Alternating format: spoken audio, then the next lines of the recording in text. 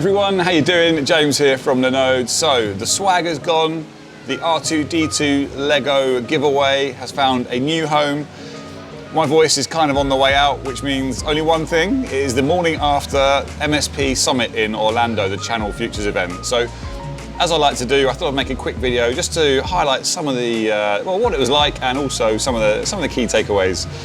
So this is actually the little brother, as it were, to the big event that happened in Vegas, and I actually felt it was a better fit, I think, certainly for Linode. You know, we're interested in talking to MSPs specifically, so it was great. Packed event, definitely top class keynotes, really good speakers.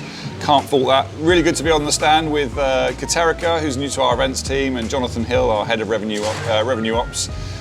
We were dishing out beer, ice cream, swag galore, and basically talking to MSPs about Linode as an alternative to the big three. In particular, AWS was a focus here. So here are a few takeaways for you. Some of the things that stood out, just things I picked up in conversation or in keynotes and things, just a few random thoughts for you that as an MSP you might find useful. So one of the themes that really stood out for me was during an M&A talk, and it was about what to do to make your business attractive to investors.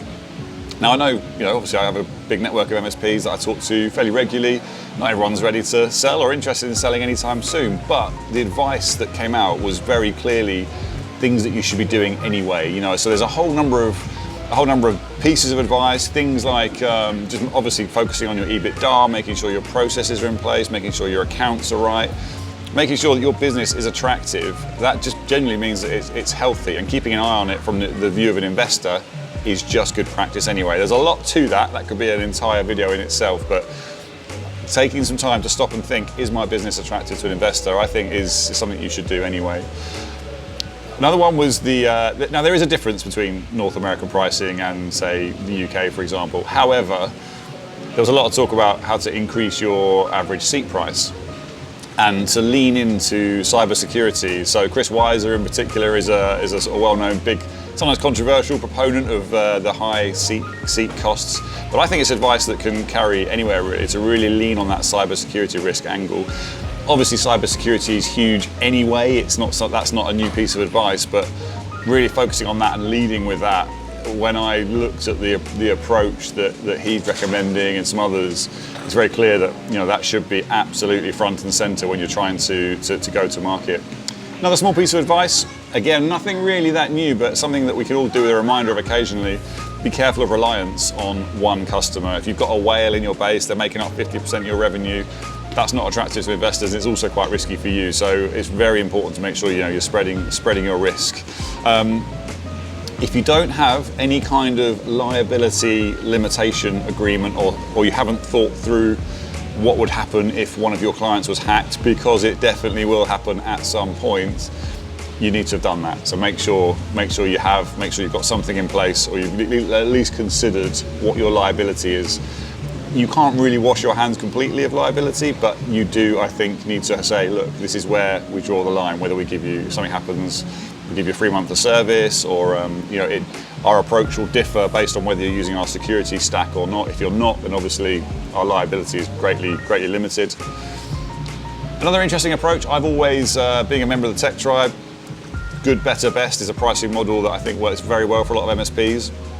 It's not the only approach, and there's quite a few guys here that are just doing one price, one stack, keeping it super simple. There's numerous benefits to just having one offering, apart from just the communication simplicity of the sales message. So I really like that, particularly in terms of cybersecurity, saying this is our preferred stack. And it's something that had come out in a comp tier meeting as well that I've been at recently.